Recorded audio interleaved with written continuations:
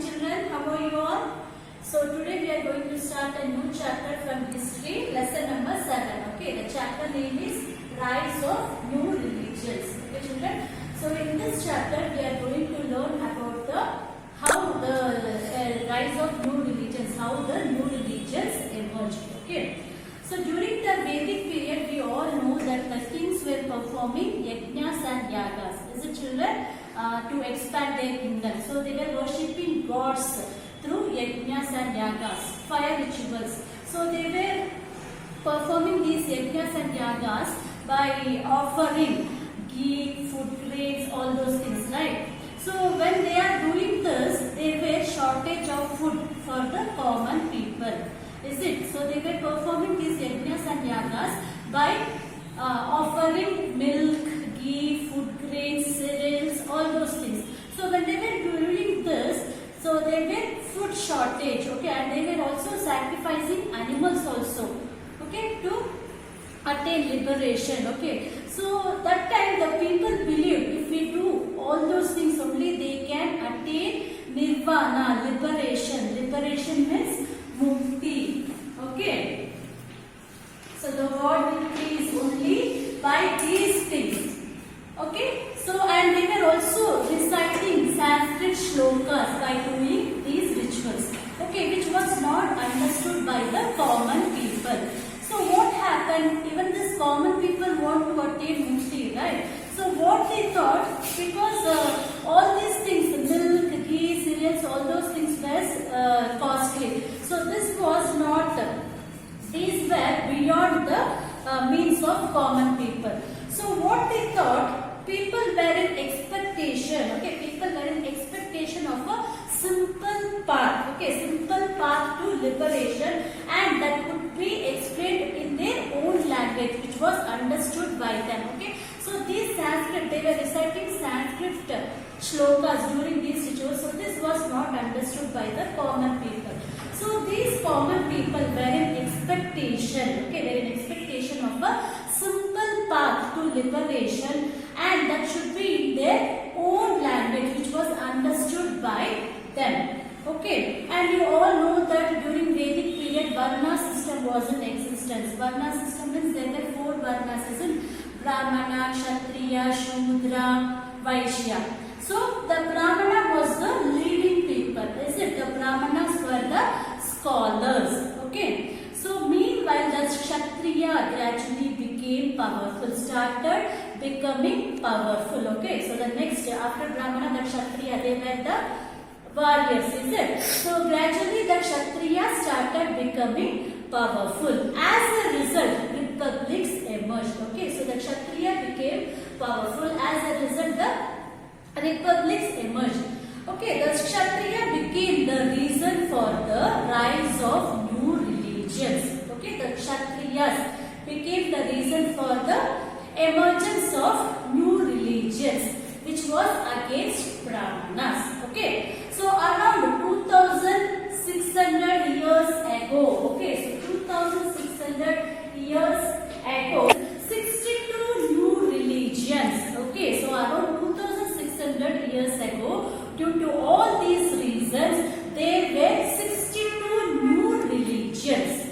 okay. So among them, Buddhism and Jainism were important, okay. So around 2600 years ago, in spite of due to all these reasons, there were 62 new religions, okay. 62 new religions. Among this, Buddhism and Jainism were important, okay. As you all know, Gautama Buddha was the founder of Buddhism, okay, and Mahavira was the founder of the religion Jainism, okay children. So now we are going to learn about the religion Buddhism, okay. So as I told you before, Buddhism, the Buddhism religion, okay. So Gautama Buddha was the founder of Buddhism. He was born in Lumbini, okay, Lumbini near Kapilavastu in Nepal, and his father was Shuddhodana, mother Maya Devi, and wife Yashodhara, and his son was Rahul. Okay, so this was his family. So what happened? A sage named, as soon as Buddha born, a sage named Ashishta said that Siddhartha, okay, would be the, actually Gautama Buddha's childhood name was Siddhartha. Okay, so Gautama Buddha's childhood name was Siddhartha. So there is a story that as soon as when Gautama Buddha, means Siddhartha born, a sage named Ashishta, okay, would be, a sage named Ashishta said that Siddhartha would be the king of world, okay, king of world. After seeing him as an infant, as soon as the sage saw the infant, the baby, okay, Siddhartha, he told that he will become a king of world. Okay, so he also predicted, he also told that he would be a sage, who get rid of misery of the world. He also told that he would be a sage, okay, he would be a sage who gets rid of misery, of the world. On hearing these words of the sage, expecting his son to become a king, okay, so expecting his son to become a king, Shuddhodana means the father of Gautama Buddha, brought him up in luxury and insulated him from miseries of the world. So hearing all those things, what the sage told? The sage, okay, Ashishta named sage, as soon as he saw the Siddhartha as an infant, he told that he will become a king of world, and he also predicted that he would be a sage, okay, he would be a sage and who gets rid of misery of the world. So by hearing all those things, what did Shuddhodana did? He brought up him with a luxury and insulated him from miseries of the world. Okay, still Siddhartha remained unhappy. In spite of he brought up in a luxurious world, he was unhappy. Okay, once while roaming in the city, Siddhartha was roaming in a city. Accidentally, he came across an old man, diseased man, a sage, and a funeral procession. All the four scenes made him to renounce the worldly things and motivate him to go in search of the root cause of sorrow. Okay. Once Gautama Buddha was roaming in the city. So while he was walking, accidentally he came across an old man, a diseased man, a sage, and also a dead body. So by seeing all those things, what happened? He renounced the worldly things. Okay, all the scenes made him to renounce, to live up all the worldly things and motivate him to go in search of the root cause of sorrow. So what is the cause of all these sorrows? Okay, so what happened? On one night, Siddhartha left his family and palace without informing anyone. Okay, so he sought guidance from many sages. Okay, so he sought guidance from many sages on the ways of removing sorrow. So how to remove this sorrow from this world? Still he could not find the answer about the root of the sorrow. So in spite of he sought guidance from many sages to find the ways of removing sorrow, but he couldn't find the answer to about the root of the sorrow. Finally, what happened? He sat under a peepal tree. Okay, he sat under a peepal tree in Gaya of Bihar and meditated for many days. Okay, he became enlightened there and became Buddha. Buddha means one who knows. Okay, this place is known as Bodh Gaya. So he sought guidance from many sages, but still he couldn't find the answer for the root of the sorrow. Finally, what he did, he sat under a peepal tree and started meditating for many days. Finally, he got enlightened. Enlightenment, he got the spiritual power. Okay, and he became there and Buddha. Buddha means one who knows. Okay, one who knows. So this place where he sat and he got enlightenment is known as Bodh Gaya. Okay, Bodh Gaya.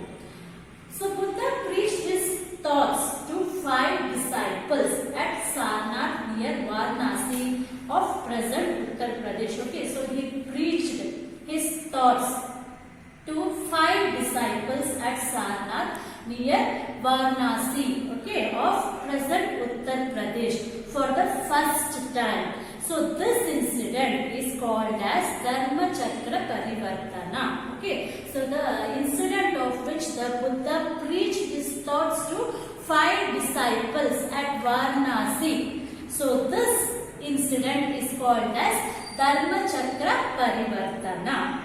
So later he travelled around Bihar and other places for about 40 years and preached his thoughts. Slowly the fame of Buddha spread around. Many kings respected him. Finally, Buddha passed away at Kushinagar of Bihar. Okay? So children, like this, the Buddha preached his thoughts to 5 disciples. Okay, for the first time in Sarnath near Varanasi. So this incident is called as Dharma Chakra Parivartana. Like this, later he travelled around Bihar and other places for about 40 years and preached his thoughts. Okay, slowly Buddha became famous. Many kings respected him also. Okay, finally Buddha passed away at Kushinagar of Bihar. Okay, so this was the life of Buddha. Now we will see the Buddha's teachings. What were his teachings? Okay, so the aim of Buddha's teachings was to attain knowledge. Okay, by practicing purity in life and thought. He called this as Dhamma. Okay, so what was the main aim of Buddha's teaching was to attain knowledge. So he called this as Dhamma. The world is full of sorrow. Desire is the reason for sorrow. Okay, so the world is full of sorrow. So what is the main reason for the sorrow? Desire. So desire is the reason for sorrow. Whoever wins over desire attains nirvana. Okay, so whoever wins over this desire, they will attain nirvana. Nirvana means liberation. Liberation. Okay. So he taught 8-fold path to attain nirvana. Okay, so Buddha taught 8-fold path to attain nirvana, which includes, what are those? Right view, right resolve, right speech, right action, right livelihood, right effort, right mindfulness, and right concentration. So this is called as Ashtanga Marga. Okay, so these 8-fold paths are called as Ashtanga Marga. Okay, like this, 4 stages. Let's show the 4 stages of Buddha life. Okay, Mahaparityaga, Jnanodaya, Dharma Chakra Parivartana, and Parinirvana. Okay, so the basic teaching of Buddha are known as 4 noble truths. World is full of sorrow. Desire is the root of sorrow. Conquering desire is the way out of sorrow. Ashtanga Marga is the path to end sorrow. Okay, so the 8-fold path is called as Ashtanga Marga. So this is the path to end sorrow. So Siddhartha is also called as Buddha. Okay, so these was some, and there were many stories related to related also how Buddha left his family. Why did he left the family? So there is a story of Kisa Gotami. Okay, Kisa Gotami. So there are many stories related to Buddha. One such story is of Kisa Gotami. Okay, so she had lost her son. So she was holding the dead body of her son and roaming here. On seeing this sorry plight, a person took her to Buddha. Okay, so what she asked Buddha? I want my son alive. So what did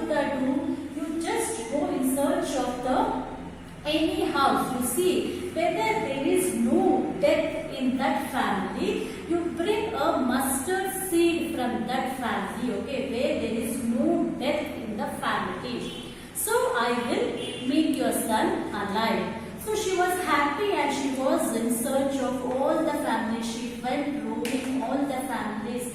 In one or the other family, one or the other was dead. One by the father or the grandfather, the grandmother, one or the other person was dead in that family. So finally, Kisa Gautami was very happy and went around to find mustard seed from a house that has no death. Okay, but every house had a death in it. One or the other had died. A father, mother, sister, brother, son, daughter, grandfather, grandmother, etc. had died in every family she visited. So there is no family where there is no death. Okay. So the Buddha. So this was one of the story related to Buddha. So what was the message Buddha was trying to give to Kisa Gautami? So the Buddha did not write any books. Okay, the Buddha himself did not write any books. His disciples took notes of his teachings. Okay, so his disciples was taking notes of his teachings and preserved them. Later his teachings were compiled in the form of Sutta Pitaka. Okay, this book is in Pali language. Okay, so Buddha did not write any book. His disciples was taking notes of his teachings and they preserved them. Okay, later his teachings were compiled, were formed, okay, in form of Sutta Pitaka, and this was in Pali language. So this was the story of Buddha and the teachings of Buddha. So next we'll go to the religion Jainism. Okay. So children, next we'll go to the religion Jainism. Okay. So Mahavira is the 24th Tirthankara and preached Jainism. So he was born 2500 years ago at Kundagrama near Vaishali. Okay. So Mahavira was born at Kundagrama near Vaishali. And his father was Siddhartha, mother Trishala Devi. Okay, so his earlier name was Vardhamana. Vardhamana's father was Siddhartha, a rich Kshatriya and the head of the Kundagrama. Vardhamana's mother was Trishala Devi.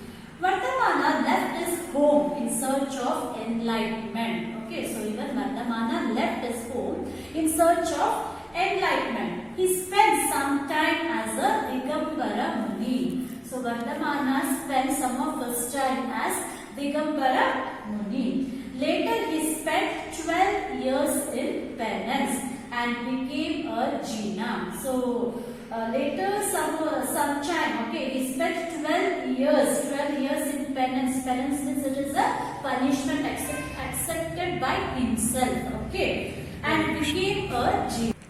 Jina means one who has conquered attachment, moha. Okay. So his followers also are called as Jains. Okay. So his followers are called as Jains. Mahavira preached to people from all classes. Okay. So Mahavira preached the people from all the classes.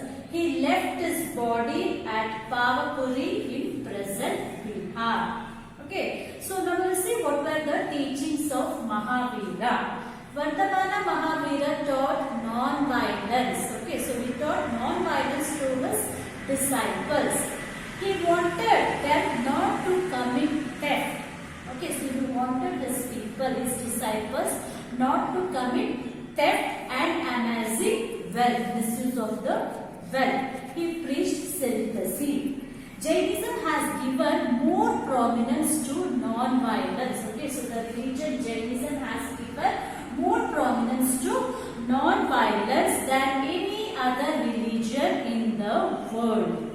Mahavira's teachings are the continuation of 23rd Tirthankara, Parshavanatha. Okay, so Mahavira was called as 24th Tirthankara. Tirthankara means is a spiritual teacher of Dharma. Okay.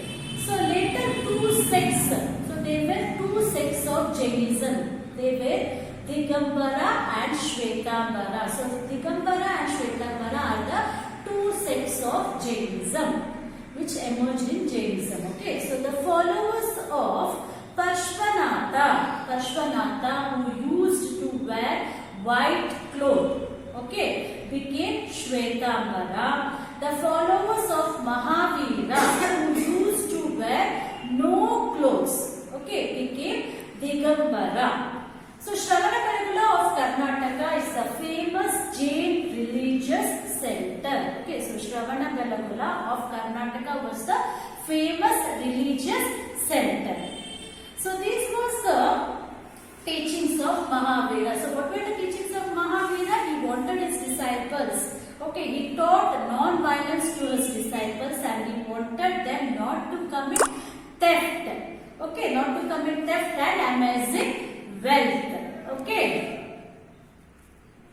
So there were 5 moral principles in the Jainism. So which are they? They are Ahimsa, non-violence; Satya, truth; Asteya, non-stealing; Aparigraha, non-possession beyond the need; Brahmacharya, keeping senses under controlled celibacy. So these were 5 moral principles of Jainism. Okay, children. So next we'll go on to the Mahajanapads and republics. So what are these Mahajanapads?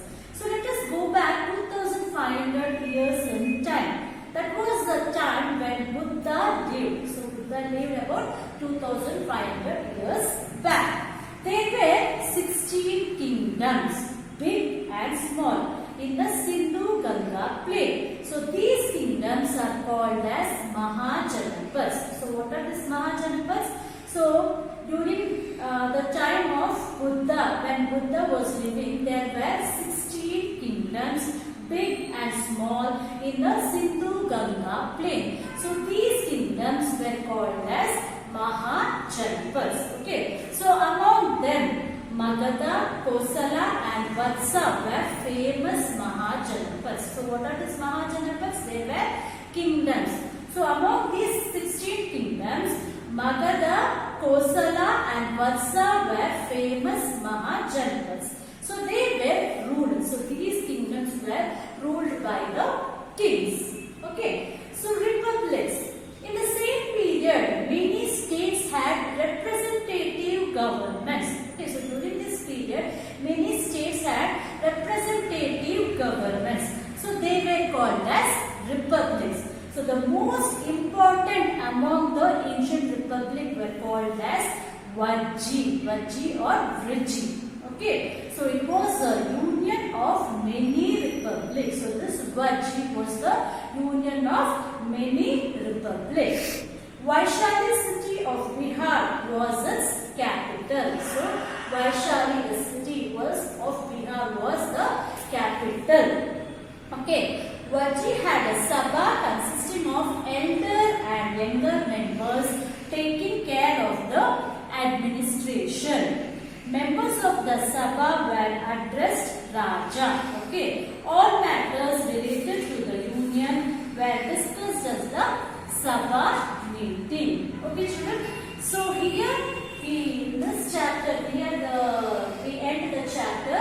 So this was in this chapter we have learned about the 2 main religions called as Buddhism and Jainism. So Gautama Buddha was the founder of Buddhism religion and Mahavira was the founder of Jainism religion. So children, here is the time to end the session. In the next session we will deal with the new chapter. Okay children, thank you.